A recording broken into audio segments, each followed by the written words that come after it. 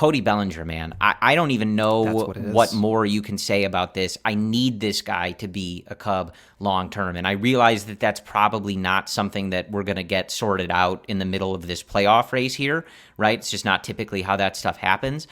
But I need him to be a Cub, for a long time here. It makes all the sense in the world. He's 28 years old. He's only been 28 for 24 days, right? But just an incredible season that he is having. Brendan, he's hitting 326. Yeah, man. Not even digging into the advanced metrics. Cody Bellinger has a 326 batting average on the season. When you do go further than that, he's got a 389 weighted on base average and a 147 WRC plus. That is all while playing first base, playing center field. He's stealing bases. He's dropping line drives. He has continued to do what you talked about kind of all offseason once they signed him, and as he was doing it early in the season, he still has that K rate in a nice spot. It's around 15% on the season. Again, when he won the MVP in Los Angeles, it was 16.4%. When he had his worst seasons in LA, it was up around 27%. So y'all do the math, right? Like, he's got it in that sweet spot. And he just does everything, Brendan. He's such a good defender out there in center field. And at first base. But just those numbers are explosive. Just an absolutely incredible season from Cody Bellinger. It could not be going better for the front office that brought him in on a short-term kind of prove-it, cheap relatively to his pedigree, right, type deal. And for Cody, like, he's going to get paid no matter what. Like, if him and Scott Boras were like, hey, wouldn't it be cool if you signed a one-year deal and performed like an MVP again? And Cody said, cool, done. I'm going to go do that in Chicago. But the one number that stands out is that you alluded to it, is that strikeout rate. He has a 15% strikeout rate. The average is around 22, 23%. He's at 15%. Then you start looking at the power that comes with it. For guys that hit for similar power, with like isolated power around 220 plus, the average strikeout rate for that tier is like 25 to 30%, Corey.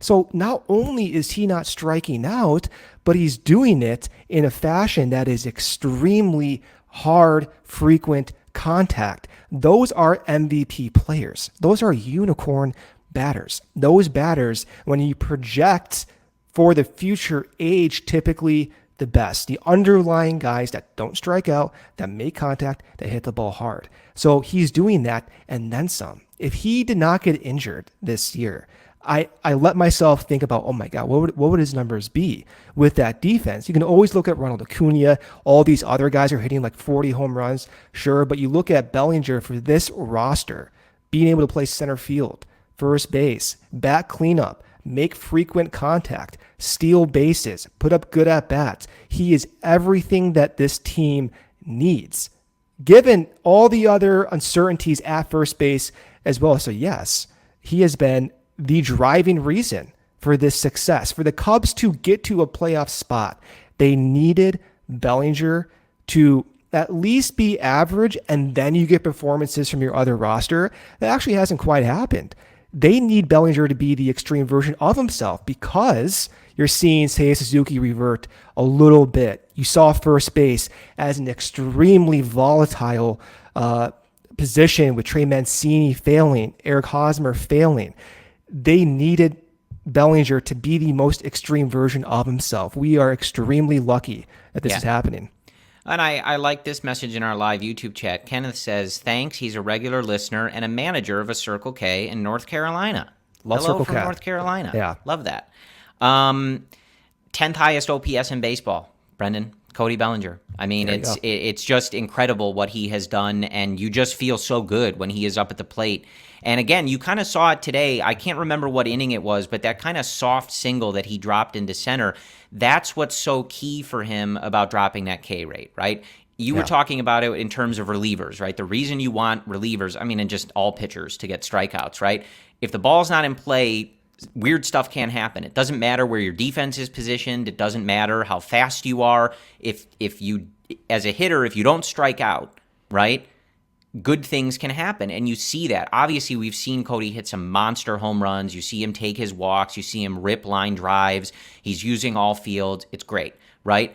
But that's the key about dropping that K rate about, 12 to 13% is he's able to hit those soft line drives and get those kind of cheapy base hits, right? Yeah. He's got the speed to make some of those balls in play turn into hits. So you kind of see the value of, hey, just put the ball in play, make better contact, and those results are going to kind of buoy those other power numbers. It's not just making contact. That is valuable for certain traits, but it's a proxy for his overall skill set. Like, yes, he's making contact, but it points to a unique ability, a very clean swing, a very clean bat path that leads to hard contact. So yes, I would like contact, but there are certain players in the league that make tons of contact that I don't want on my team, right?